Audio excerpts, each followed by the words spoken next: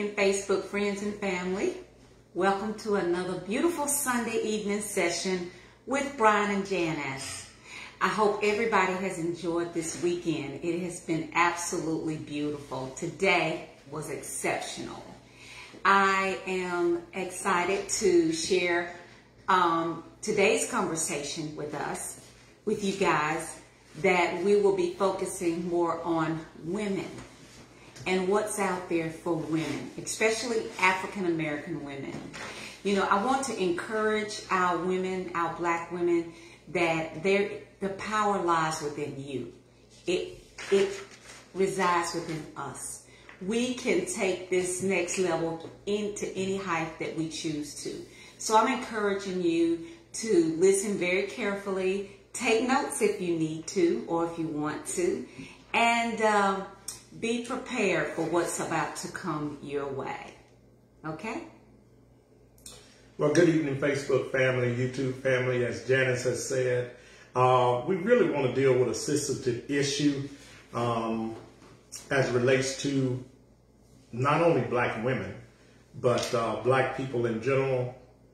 And we want to deal with it from an aspect of something that came down the pipe a week and a half ago that was on all of the news networks as it relates to the Black women. Yes. What that is that we're referring to is the Goldman Sachs commitment to invest $100 million in philanthropic organizations that specifically targets Black women. Okay, they're calling this the $1 million Black Woman Initiative. Now, how does it work? So let me break this down to you, what Goldman Sachs is actually going to be doing. There's $10 billion that they are going to use, which is investment capital. And out of that $10 billion, 10% of that will be actually allocated to deal with issues concerning Black women. So that's $100 million that is going to be allocated to philanthropic organizations that actually deals with, quote unquote, Black women specifically and their issues.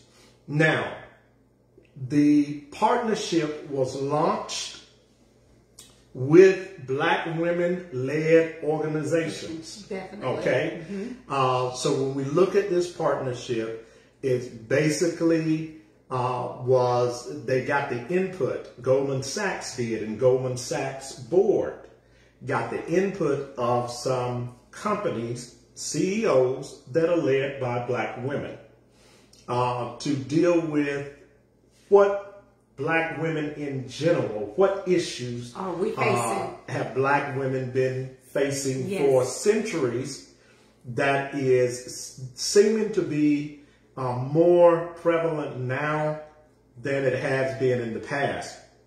Okay, so they launched a partnership with Black women-led organizations. The new initiative called 1 Million Black Women hopes to address these issues. Now listen carefully, and then we're going to do the flip side of this. We're going to actually do a little bit of contrast to what they're actually doing and how it affects us. And this is an old playbook that is being used, family, to continue to divide our people. But we're going to get to that. Okay. But all right, so let's look at the issues that they're saying that the $100 million are supposed to help Black women with. Some of the issues that they brought up that the initiative would deal with is housing, health care, access to capital, education, job creation, workforce advancement, digital connectivity, and financial health, which I term financial literacy. Okay. Okay. All right. So let me continue to break this down. So this particular effort that is being made. This $100 million that's being allocated to go to philanthropic organizations that deal with these issues that black women face is over a 10-year span. Okay? Yeah. So for the next 10 years, they are going to allocate $10 million per year to deal with, now here's the kick here, 100,000 black women. So that $10 million per year will deal with 100,000 black women, because the initiative is to reach 1 million black women. So every year they're going to allocate $10 million to go to philanthropic organizations that deals with issues that we just read that our black women face.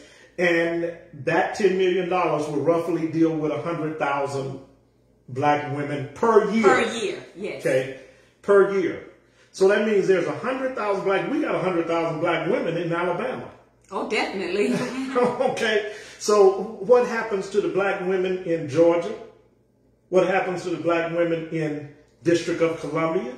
What happens to the black women in North Carolina, South Carolina? Okay, I'm going to get to that, because this is all a basic, is platitudes, okay?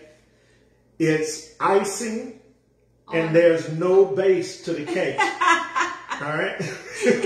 So what they're doing, because part of the whole now bought out Black Lives Matter movement, yes, one thing that they wanted to address was the disparity as it relates to economic opportunity and advancement in the black race. Okay, so they specifically target black women and purposely leave out the black male. The black man. We'll deal with why they leave the black man out. Okay, all right. So Facebook family, I hope everybody got that. So for 10 years, $10 million is going to be allocated to help 100,000 black women per year. That money will go to philanthropic organizations that deal specifically with such issues that we've just addressed. Financial, education. That's right. Healthcare. That's right. Housing. That's right. Okay. So now, let's break this down. All right. The black man, again, has been left out of the equation. All right. What is the main reason that the black man is left out of the equation?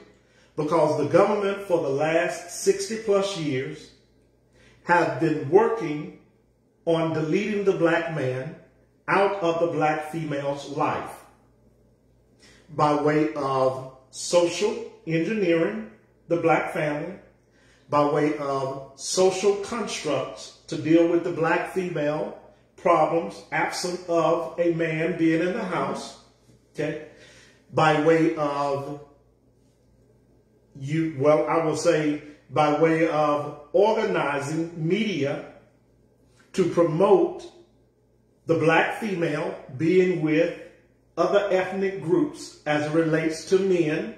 Okay, so there are a lot of things that they are doing to exclude the black male. Okay, the main reason that, or the main agenda of the government is to feminize the black male to the point to where there will be no straight black man anymore for the black woman to look to as it relates to a companion. Wow. Okay, so now, and we can go into deeper details on that, but like I said, this started over 60 years ago, the feminization and the emasculation of the black male by the United States government started with way back then, started in the 50s and the 60s, okay? Yes. When they began to remove the black male from the home. They began a campaign to incarcerate the black male on a rapid basis that was faster than the campaign after Reconstruction failed, okay, and Jim Crow laws were instituted.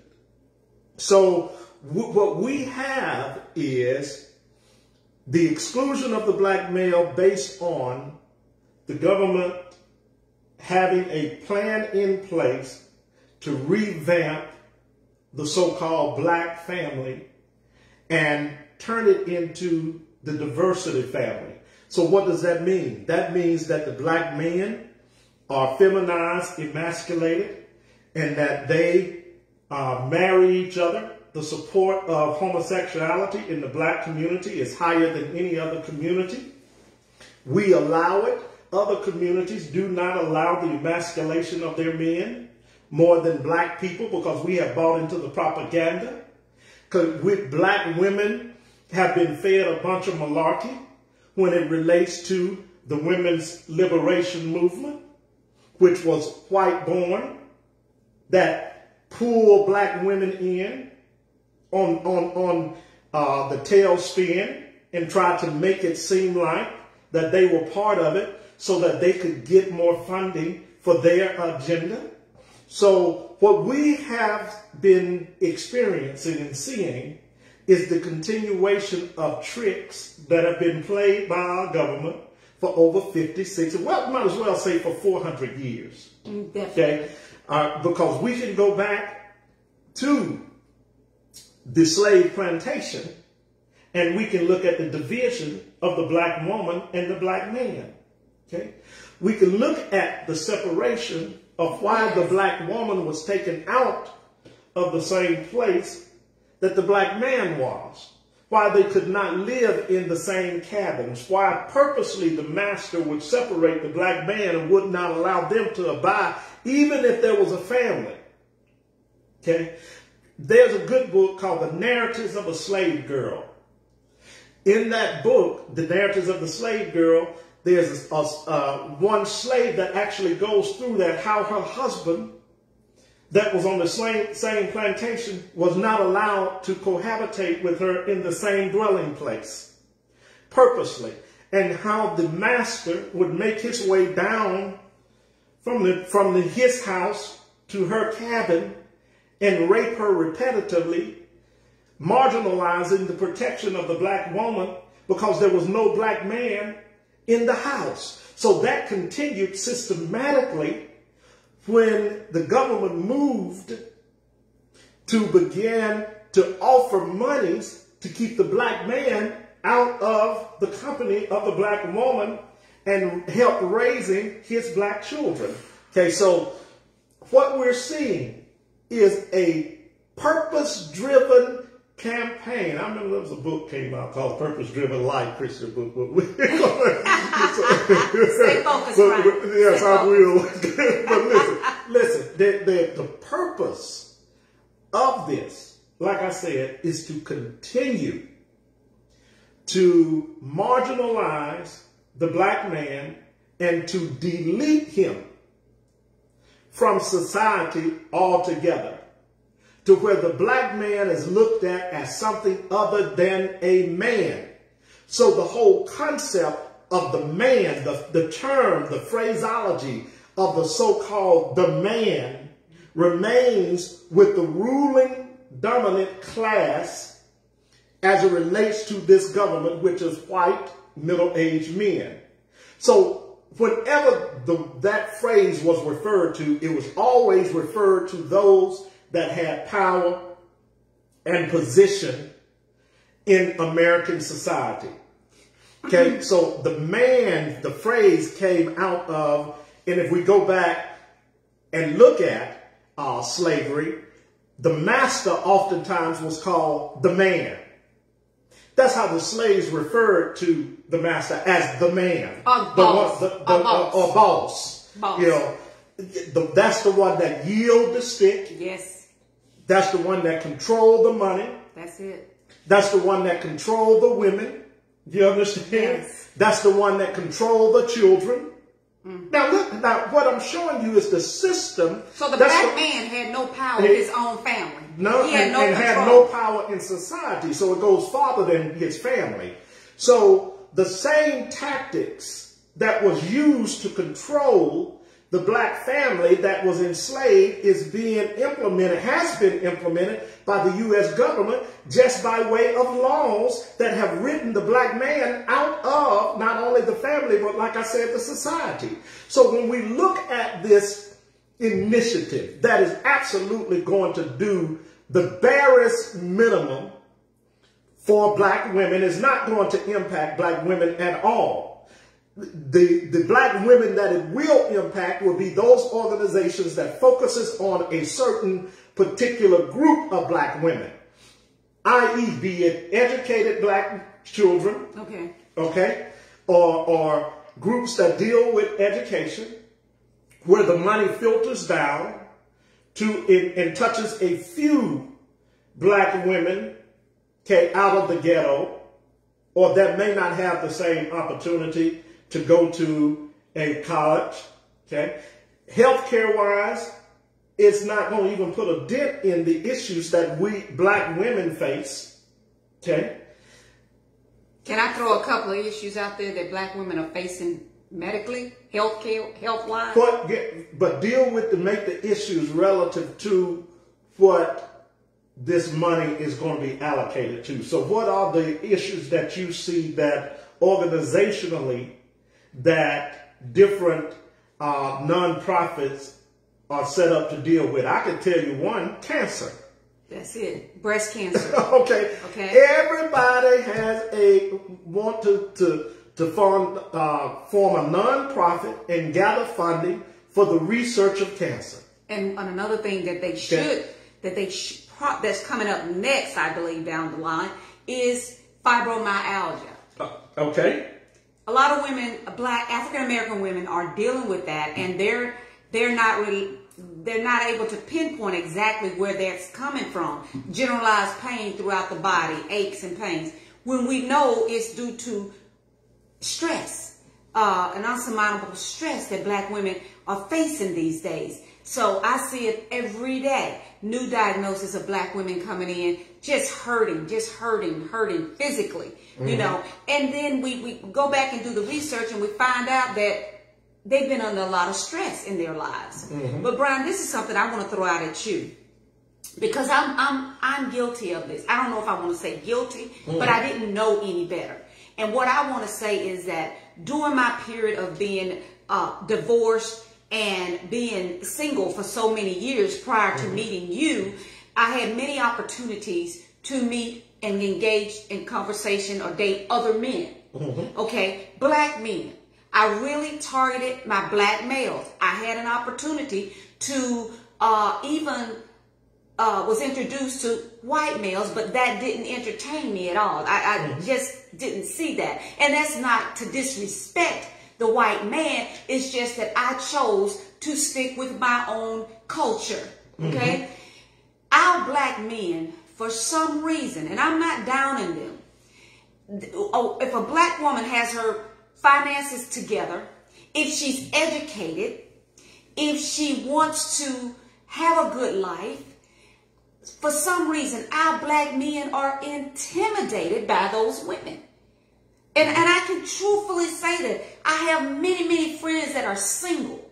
I'm not going to say many friends. I have 5 close friends that are single, and I have many associates that are single. Powerful black women, educated, got their own home, got themselves together, and have tried dating services, tried, you name it, in the church, whatever, to meet other males, black males they've been introduced to. But for some reason, our black men tend to be intimidated, especially when you're hitting women in the age range of the mid 40s and 50s. These women that are single. I wouldn't say they're intimidated. It's a problem. Something's wrong. No, it's not that black men are intimidated by black women.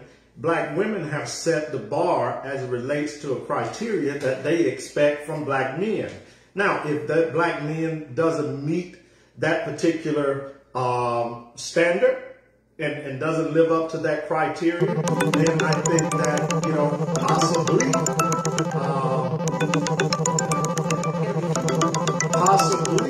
that could be the reason not actually coming together in a relationship. Okay? So when we look at that, and when we see that, it's good. Okay. When we see that, what we have to realize is that black men, as it relates to the bar that's been set, as it relates to what black women are looking at it, being educated, being successful, all of those are things that society puts in place to categorically place you in a certain group. We have to understand that. So now, I'm not minimizing success. I'm not minimizing education. But when you begin to judge black men based on a criteria that has been set up categorically to put you in a certain group, then you minimizes the number of men that you're actually going to be in fellowship with. You minimize from a standpoint of black men meeting you, not from a standpoint of intimidation, but I think the energy that black women give off as it relates to whether it be bourgeois, whether it be, some would say, stuck on themselves. Some would say that they tend to present an air about themselves that says that I'm too good for you, black man. You understand what I'm saying? Because you don't have the same education or you don't make the six figures. All right, so I think those things over a course of time have put black men in a position and in a place to look for black women that are at their level instead of going after the woman that, like you would say, maybe consider herself of high status because she's educated, she owns a home, she's financially got it together. So she just hadn't met a Brian yet. That's all. Brian. So that none of that stuff intimidates a black man when he has himself together. Matter of fact, what it does is the aura that black man gives off attracts those women, and they wish they had that black man in their lives. Okay, so let me throw that caveat out there. Okay, then I understand that, but you exude that confidence. So but I'm not the only man that exudes that confidence. That's what I'm saying. Well, where are they? There are plenty of black men out there that exude the same type of confidence and that have themselves together. Okay? They're either married, they're probably married, that's or in not true. relationships. That's not true. Those women have just not met them yet. That's what we will say. All right, when your area is isolated to a certain perimeter. So if you're talking about a black woman that doesn't travel, doesn't get outside of her comfort zone, then she may not ever meet that black man. Okay? If you have a woman that doesn't work out and go to the gym, that black man may be in the gym, but she'll never know it because she don't work out and go to the gym. I could go on and give you plenty of examples, okay? So let's not say that they're not available, and let's not say that, black men are intimidated by strong so-called, and I hate using strong, because that says that at some point our women were very weak. So I don't like using adjectives like that to actually, characterize us. No, our black women have always been black women of character, black women of, that exudes excellence. So we don't have to put the adjective on that. You understand what I'm saying? Because now you're separating them from other black women. And our black women go through too much to put one over the other, to class one better than the other. And that's why that is done. Okay? It is done to purposely continue to divide even women amongst each other. Okay? So, all right, let's get back to our discussion. All right? We detoured there. You could have asked me that question after the show. Okay, but anyway, Facebook family, we're going to get back. Okay, so now, Janice, we've gone through some of the things that this Goldman Sachs initiative that met with Black-led women organizations are supposed to deal with.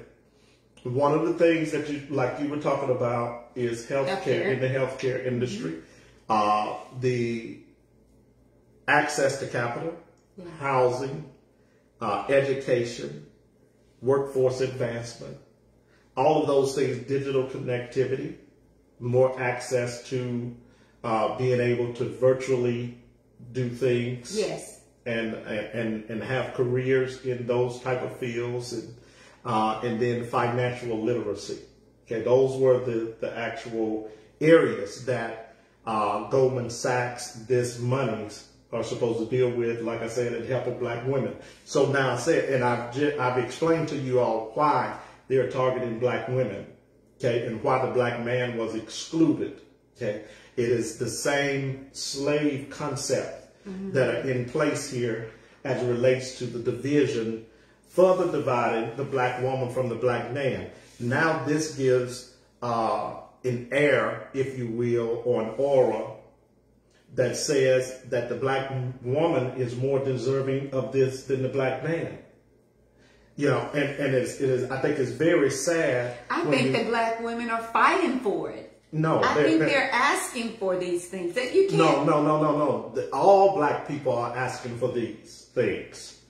It's not just black women that are asking for these things, right? So because this whole initiative came out of, if you go to Goldman Sachs website, Facebook family, YouTube family, you can read this. Okay, the whole initiative came out of the Black Lives Matter movement. Okay, some of the founders of the Black Lives Matter movement are lesbians. They're noted lesbians. They're not ashamed about it, and that's their preference if that's what they want to be. And in their mantra, before they changed it several months ago, the new black family that they wanted to create was a black family that was absent of the black man. So when you see this initiative coming out of the Black Lives Matter movement, that's why the organizers that met with Goldman Sachs was black-led women organizations. Okay? Not if they were really concerned about the black woman. You cannot exclude the black man if you're concerned about the black woman. What that does is it gives, like I said, it presents a aura, it presents it further continues the divide of now pitting the black woman against the black man. The black man. Okay? So now we've addressed those areas. So let's look at this. Okay? The unemployment rate. Okay? This is from the US.gov Census Bureau. All right, unemployment rate for black men and women.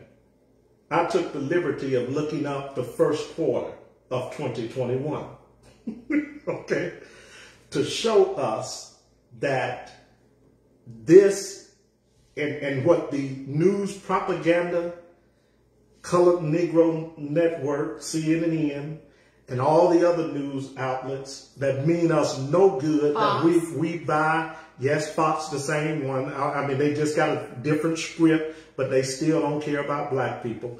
But all of these news networks, these propaganda outlets have, I mean, they really was talking about this. Oh, this is the greatest thing since sliced bread. And like I said, when you look at it statistically, it's not going to really touch the black women that it needs to touch.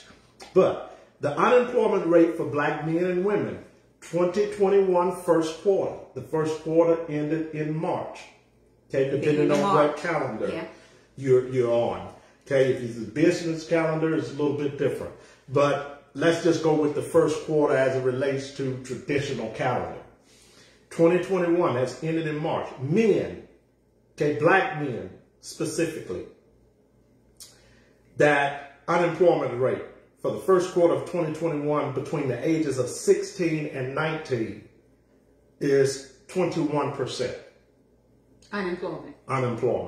Okay? Okay. 21% between the ages of 16 and 19. And 19. Okay?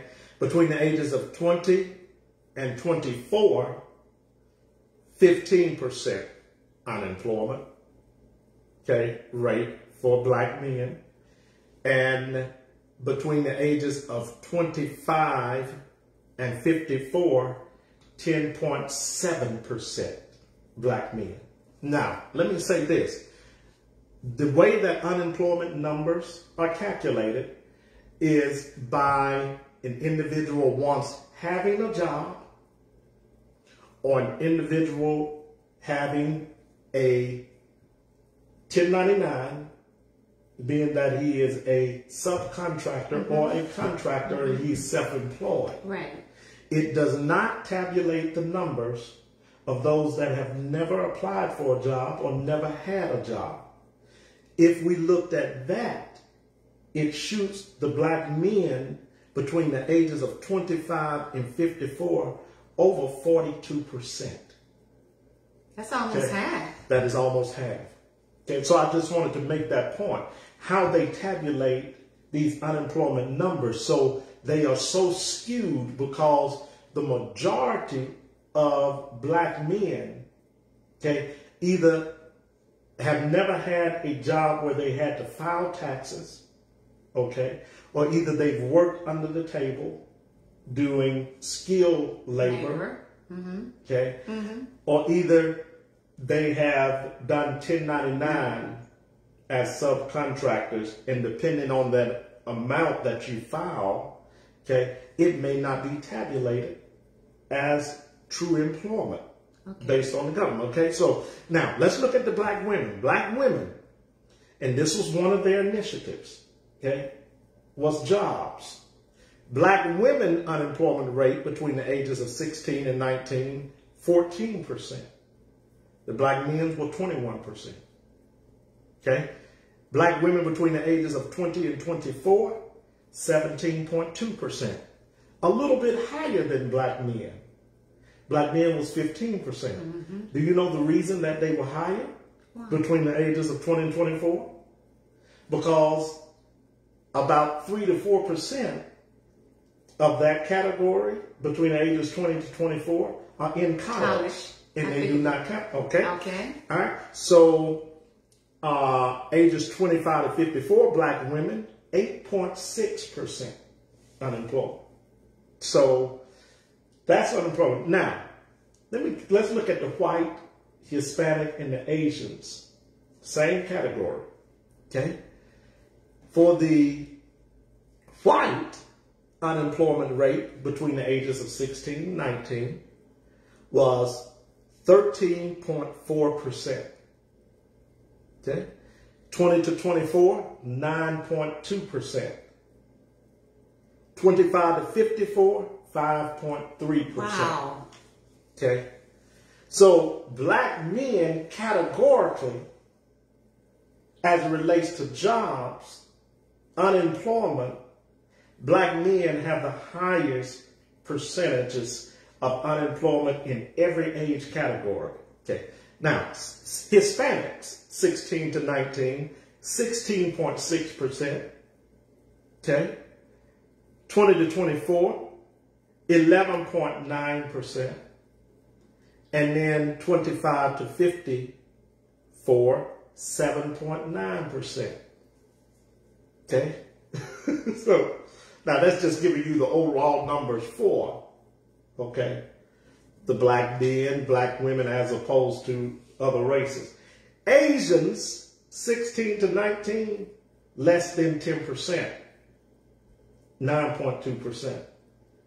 Ages 20 to 24, 5.1%.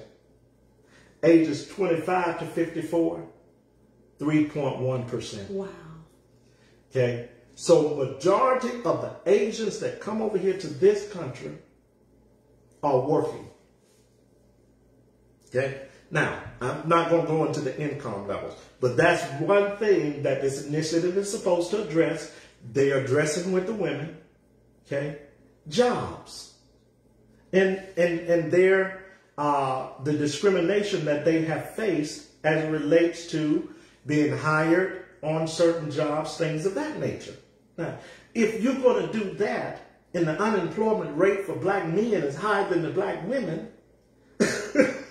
I'm just saying, where is the initiative for black men? Okay. All right, let's move on. Home ownership. Okay. So when we talk about access to capital, things like this. All right. That falls into that category. All right. Home ownership. All right. So let's talk about the young adults between home ownership for young adults between the ages of 25 and 35. All right. Now, this is how the government now categorizes home ownership. They call it household heads. Okay? All right. It used to be called head of households. Okay. That was purposely done. Okay. Head of household always referred to men-led households. Okay. So they shifted it and now say household heads because you have now females and female marrying each other. One's the husband, one's the wife. You have a man, two men marrying each other. One's the husband, one's the wife. They're the same sex. So the way to deal with the gender issue. Dominant and non-dominant. Okay, but yeah, dominant, non-dominant, whatever they call it. It doesn't matter. What I'm saying is they shifted it from head of household, which are men-led households, to household heads. Meaning that you could have two of the same sex in the same household. You understand? Okay. All right. So now, what I want to deal with, we want to look at home ownership for young adults between the ages of 25 and 35. And we're just going to look at it from a standpoint of ethnicity.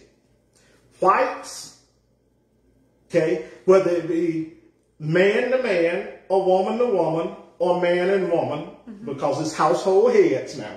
Okay, so this refers to no matter what the persuasion is, gender persuasion, this is just a couple in a home. Okay, white people between that age group, 41.6% are homeowners, almost half of their population. Hispanics, 30.4%. Asians, 34.5% family. And then blacks, 18.2%.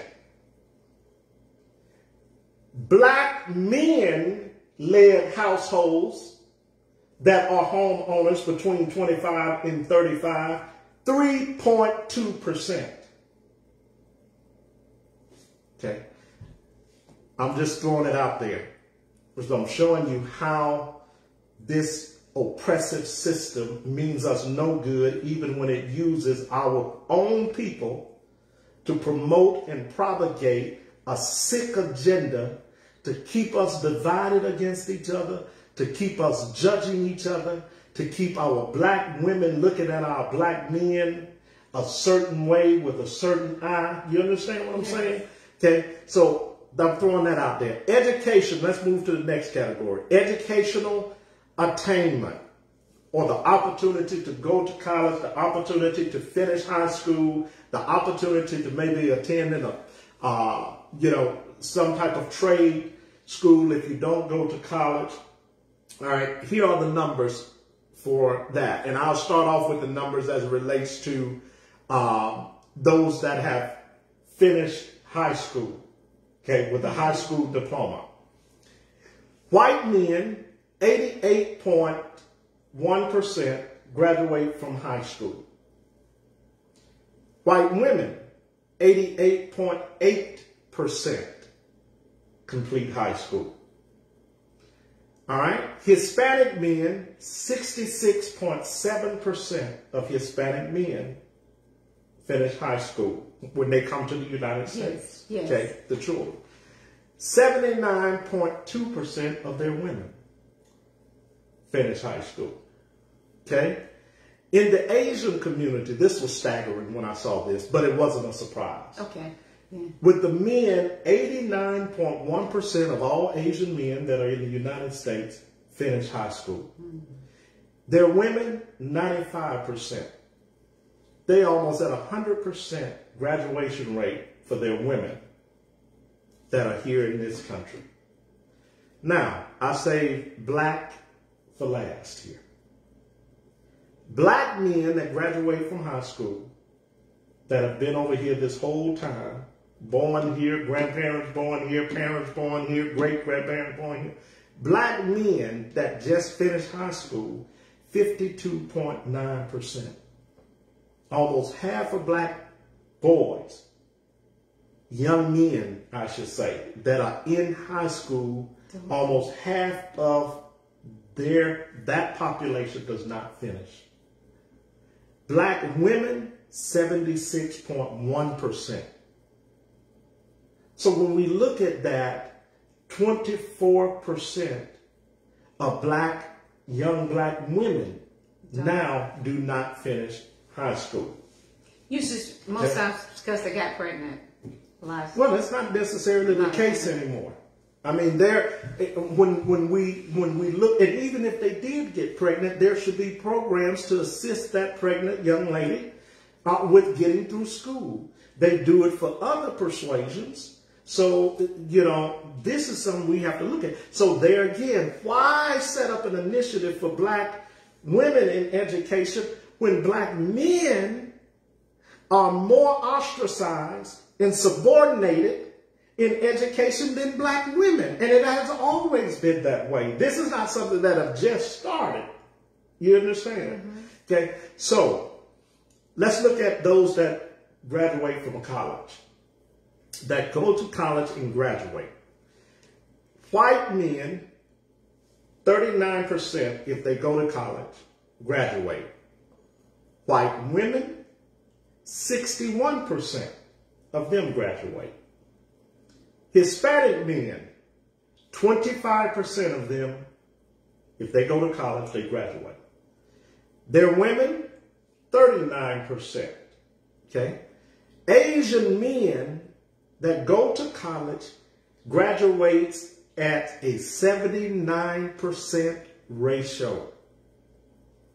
Their women, 90% of Asian women that attend college graduates. They're almost at 100 percentile again in that category as well. They were 95% in high school that graduates, and they're 90%. So out of that 95% that go to college, 90% graduates. Yeah.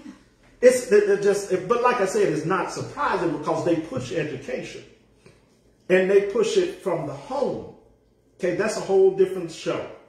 Understanding now how we have to revise and rethink educating our children and making them elite, that which they are. Understanding how in this new 21st pandemic era, we have to educate our children. And everybody is going to take an effort from everybody in order to get our children back up to par to where they need to be so they can compete with all the other groups that are making their way into this country. Okay? And all the other groups that are being, pushed to come over here. Yeah. Okay? And that are really our government is not only opening the door, everybody talking about the immigrant situation from Mexico, but what about the immigrants from Europe that are making their way over here? You've got the Asian immigration population that are making their way over here. Yes. And the government is encouraging. You got the Indian population that are making their way over here. So nobody's talking about that. We're focusing on the Hispanics simply because of the previous administration and what they did with the president putting a wall up. So that's where all the attention has been shifted. But the government is encouraging all immigrants to come in, and they're giving them access. So what does that mean for black people? That means we continue to have the emphasis taken off of us. I don't know if you know this, but 1 week ago, last week, Biden put in an initiative as it relates to empowering the Asian community. Okay, this initiative included monetary access, so that they could get grants, loans to start businesses, continue to put up businesses, educational access to where they could start their own schools. Now, this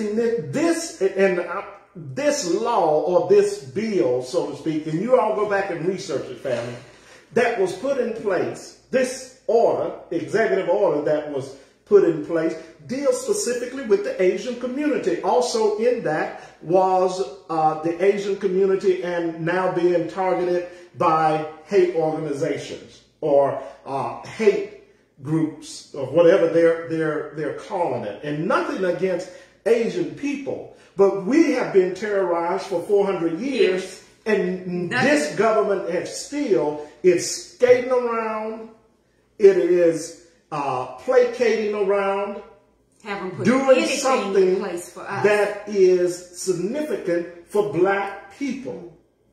Now, when I say black people, I'm not talking about the made-up families that they're creating now. I'm talking about black people who have ancestral connections to our people building this country. Yes.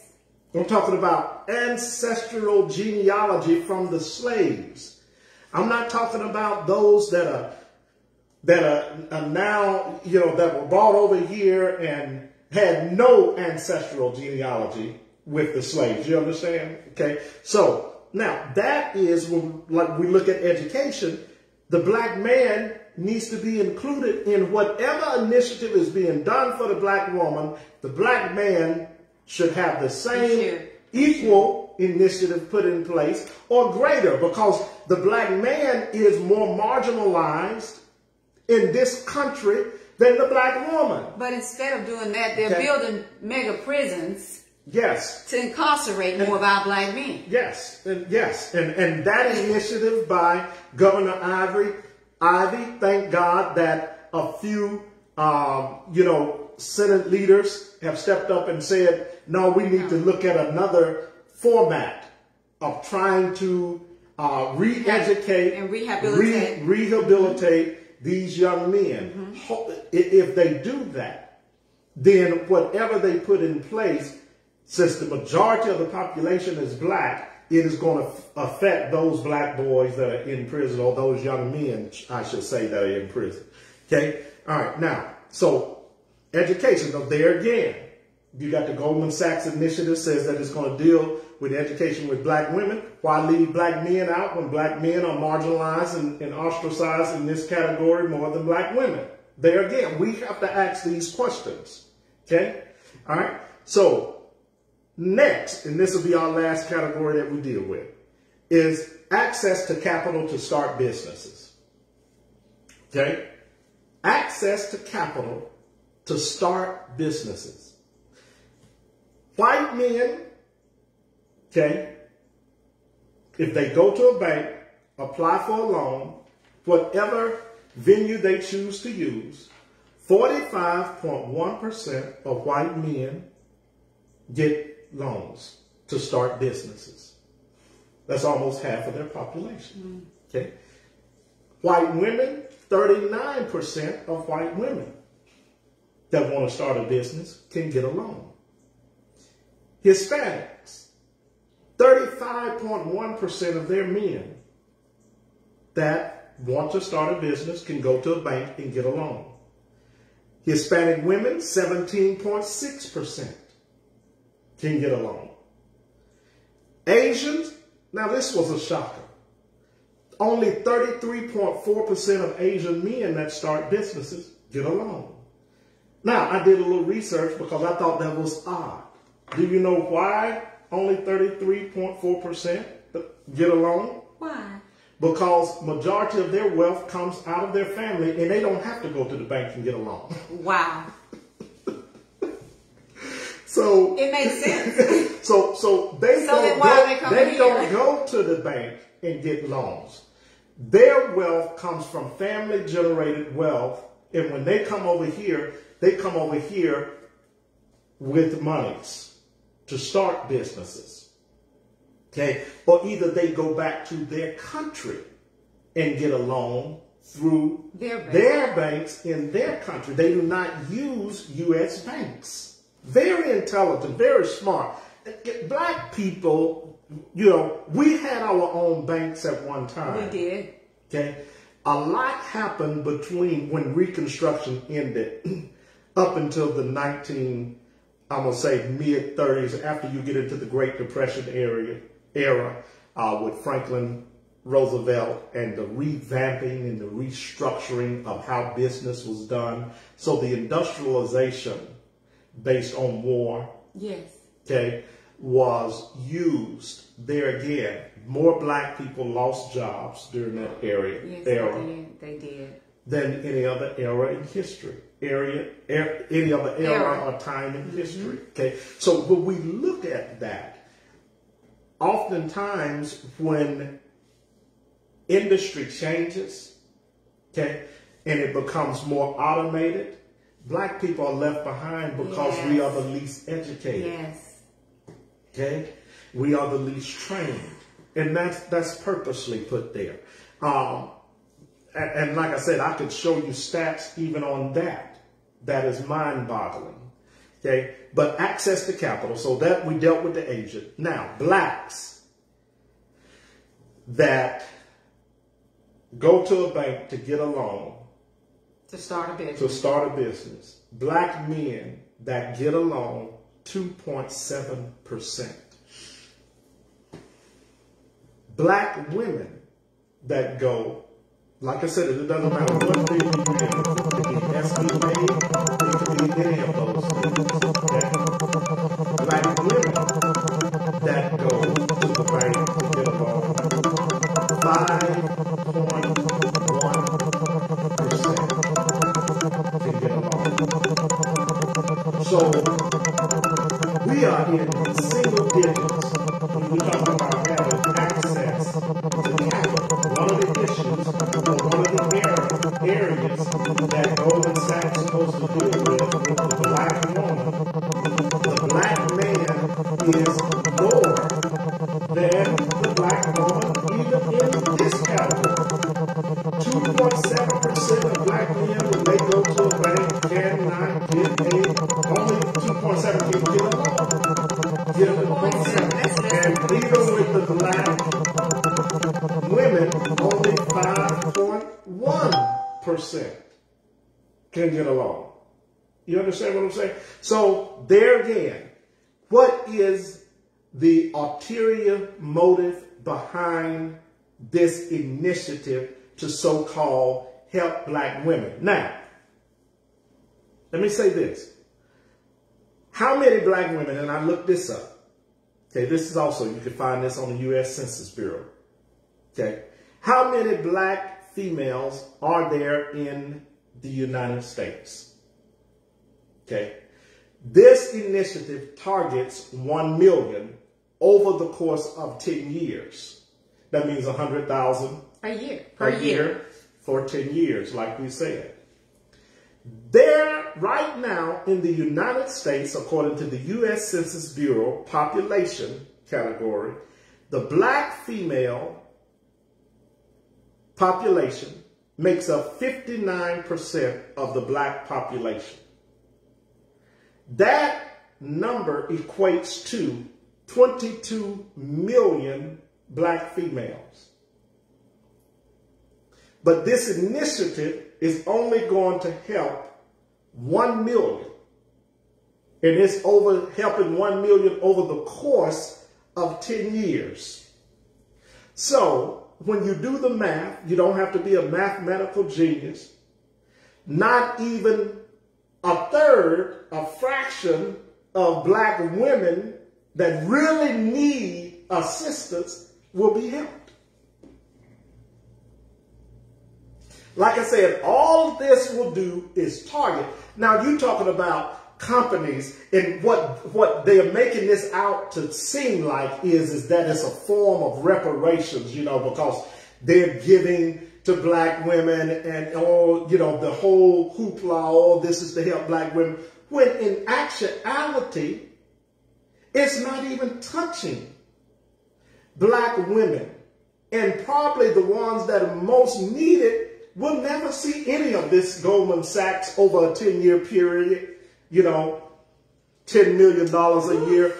And the majority of the organizations that get it, I don't know, I did not do the research to see what the actual qualifications were to apply for some of this monies. But I'm pretty sure they're going to be probably predominantly a focus on the lesbian organizations that deal with gender equality. Okay? That's Brian's opinion on that.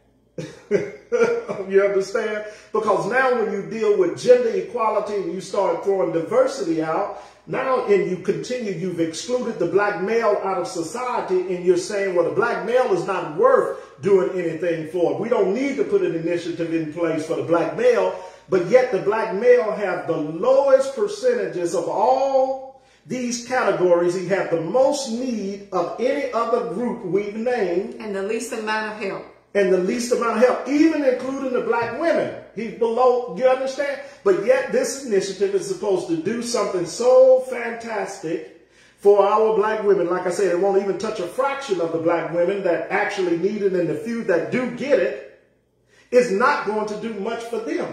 Because the organizations that get it, you're not counting the staff, the pay, and the money. You understand what I'm saying? Salaries that are going to be incorporated. So what I'm saying is a fraction of that money is actually going to get into the community, and even less than that will actually go to help black women. It is a facade. It is a platitude. It is, like I said, icing without foundation. There's no cake there. Okay? And yet we don't fall into the trap, black women, of being bamboozled by Colored News Network, CNN, and by MSNBC, making subjects Negroes broadcasting communications. Okay? Because that's what they're doing. They could Fox, freedom, oppression, and exaggeration. They do it all. So we can't get caught into these propaganda tools. You understand what I'm saying? And the social engineering that's being done to try to reshape black people. Like I said, the idea here is to exterminate the black family. Okay? Now, when you exclude the black man, now you're pushing the black woman to look for other persuasion as a partner. Yes, you are. Okay? You're pushing the black woman to either another black woman, or you pushing the black woman to the Asian man, the white man, the Hispanic man, because the black man doesn't deserve the same equality as every other group to try to make it in this country. You understand what I'm saying? And support and be the protection for his family. That's right. Okay? So literally what they're saying is, black man, you can't protect your wife, so we're going to put somebody else. That goes back to the plantation. And just like I was saying, out of the slave narrative, where the slave gives her testimony, she talks about her husband not being able to sleep in the same cabin she was. Why? So that the slave master could have his way with her. And now he's seen as someone that is not adequate, strong enough, someone that cannot protect his own lady. So the emasculation of the black male, the effeminization of the black male, the exclusion of the black male has been going on since this country's inception. And we don't need to fall for games from companies like Goldman Sachs, that Warren Buffett, the so-called great philanthropist that does nothing for black people. I don't care how much money he has and how much money he gives to these philanthropic organizations that supposedly help black people. When you look at our ghettos all across this United States, they are still in worse condition than they've ever been. When you look at us going to banks and trying to start businesses, getting loans, we are still at the bottom. We're rejected and refused more than any other group of people. So I don't want to hear about no company giving black folks anything that have made a difference. Not when our kids are still dropping out of school at an alarming rate. Not when charter schools are being encouraged for the purpose of the depletion of the public schools, where there are more black children at now than any other persuasion. I don't want to hear about privatizing education to get a better education. Privatizing education simply means that they don't want their children mixing with our children, so they financially set the bar so high that there's only a certain limit of you that can attend their school. So I don't want to hear about any of that because it doesn't address the problem. What we have to go back to is address the problem systemically and stop thinking that we've done something so great or things are so much better or that we've arrived. No, things are not so much better. They may be better for you, but for the whole community, they're not better. They're not getting better. Our children are not getting better. You understand? And so our business ratio of owning businesses in the black community is not getting better. Like we said, the pandemic wiped out 1% of the black. We were only 2.1% business owners. Now it's less than 2% black businesses that exist. So we have to we have to start doing some things, okay, that affects us as a whole group, and stop allowing the oppressor and the colonizers to separate us or making us think that we're any better, that we are better than each other relates to whether it be man or woman. Right. You understand what I'm saying? Yes. We don't fall for that, black people. You know, we have to love our women. We have to love our children, take care of our children, and we need access. And black women need to love our black men. Absolutely, and help to raise up these black men. If you see your brother down, encourage him. Absolutely. Lend him a hand, whatever it takes. Absolutely. To help we that have to get back to, we talk about being a family and all of this, but the black people, the government has been successful in dividing us as it relates to a culture, a nation, a family. They have totally decimated who we are as a people. Yes. And in the process of that, our thinking have also been so drastically warped. Yes. That we are doing exactly what their master plan stipulates that we will do when they continue to feed us certain information. That's why you have to cut the boob tube off. Mm-hmm. You understand? Because get away from Atlanta housewives and all these other housewives. That's television. It's a facade. It's acting. Yes. You understand and what I'm saying? And they're getting paid. We have to get away from all of these things that don't mean any good for our community. Yes. And start looking at the basics of what makes us who we are. And that is each other. But as long as they keep dividing us against each other and keep pitting or making it seem like that one particular group or gender persuasion is better than the other in our own race, then it does us no good. It serves us no purpose because, like I said, black women should have been in an uproar saying, no, we can't grow without our black man being next to us, protecting our children. We want initiatives for our black men. That's right. As well. And we refuse to take part of your experiment because that's what it is. If you do not include our black men to be here to protect us, to be here to speak for us, to be here to speak for our children, protect our children, and we have to call out black men, stop being boys. Just because a black man make a baby doesn't make you a man.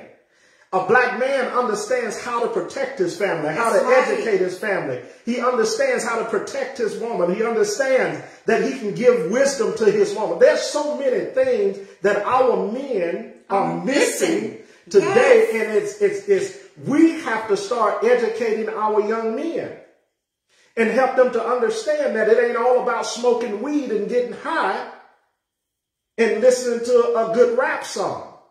So there are some basic things that we as black people, like I said when we started, it's all Janet's going to take. It's going to take an effort from us all to do this. Okay, so I want to encourage you all, but I want to read something to you real quick to solidify the point that I'm making to you.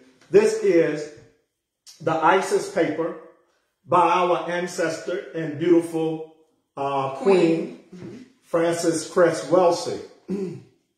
And she says, in 1973, I presented my definition of black mental health. I want to read this and listen to this closely. The practice of those unit patterns of behavior, i.e. logic, thought, speech, action, and emotional response in all areas of people activity, economics, education, entertainment, labor, law, politics, religion, sex, and war, which are simultaneously self and group supporting under the social and political conditions of worldwide white supremacy, domination, or racism. In brief, this means black behavioral practice which resists self and group negation and destruction. The above are the criteria used to judge black mental health or black mental illnesses. All black people are oppressed. Listen to what Dr. Wilson said.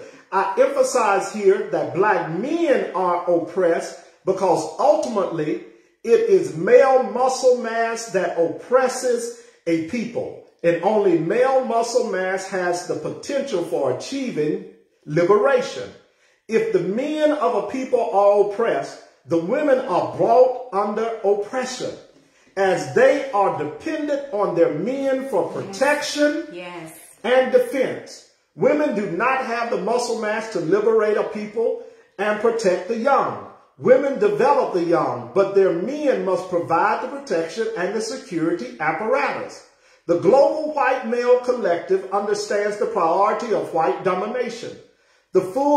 They fully understand, consciously or unconsciously, the threat that black men present to them. Also, white males realize that in the final analysis, the vast majority of females must submit to males because of their lesser muscle mass. Additionally, white males fully understand that males who are forced to identify as females will be programmed simultaneously into submitting to the males they call the man, as opposed to aggressing against those same men. White men in this world area have at least a vague, perhaps unconscious understanding that after 20 generations or 400 years, male passivity has evolved into male effeminization, bisexuality, and homosexuality. These patterns of behavior are simply expressions of male self-submission to other males in the area of people activity called sex. Males also can submit to males in any of the other 8 areas of people activity: economics, education, entertainment, labor, law, politics, religion, and war. Oppression is forced submission and cooperation in any of the areas of people activity. Let me read this last thing. The more the black male strives to stand, the weaker the white male feels by comparison, and the greater the white male's thrust to effeminize the black male, to weaken the black male's psychological potential for aggressive and assertive challenge, forcing him to remain submissive to the man. That's what this Goldman Sachs thing in a nutshell is all about.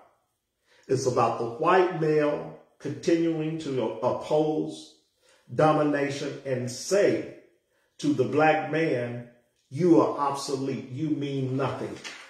We have power over you. We're putting things in place to continue the feminization of you.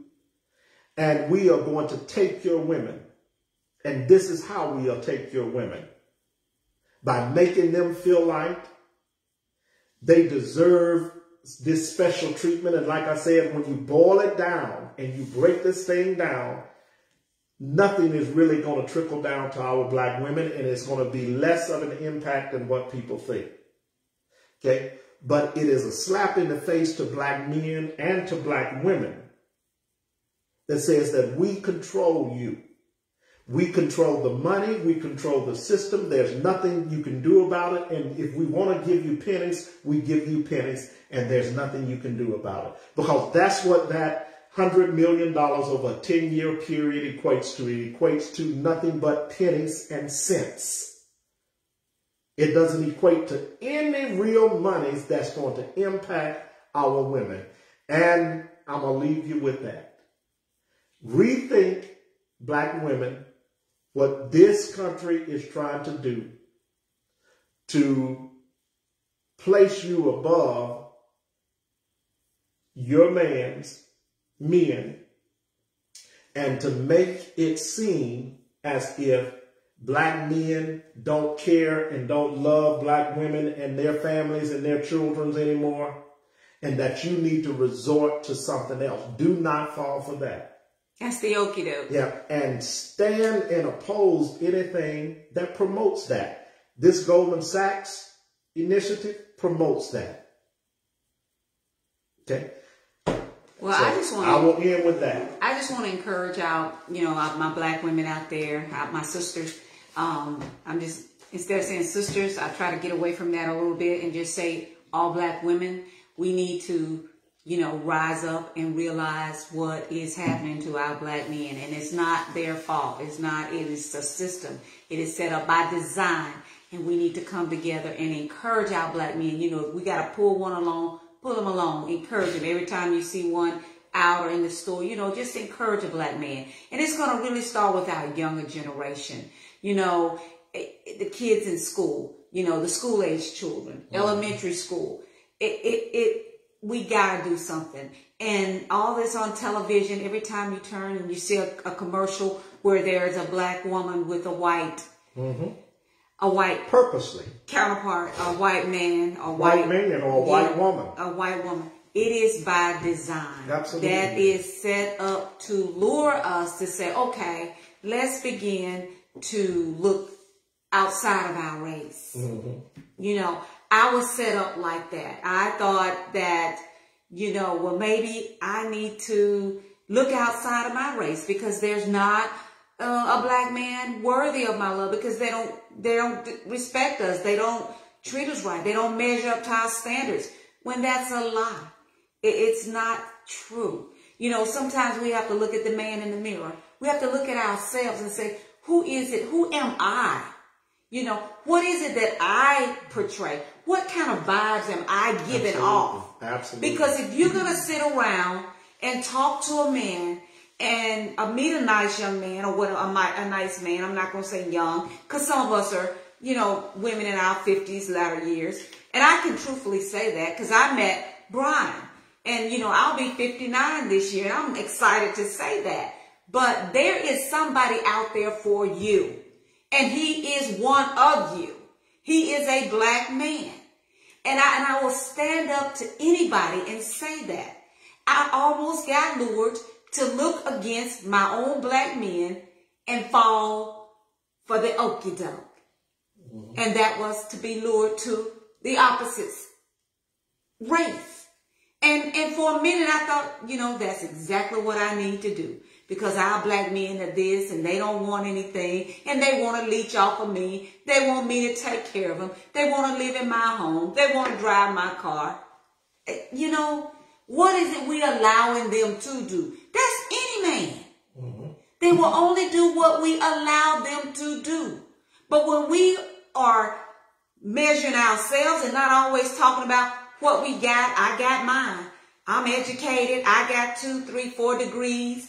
I got this, I got my own home, I got this, I got cars, my children are educated, my children, you know what? Your children are grown and gone and they're on their own. What do you have? At 60, are you going to still be alone in your home with all your stuff to keep you company? Ain't going to happen. All right. So, at this point, I'm going to end. Brian says I'm getting a little too personal, but I believe in keeping it real. And I know there's somebody out there for all our black women out there. I will agree with that. Okay? So, yeah. Have a great night. We love you guys, and thanks for watching. See you next week. Peace. Bye-bye.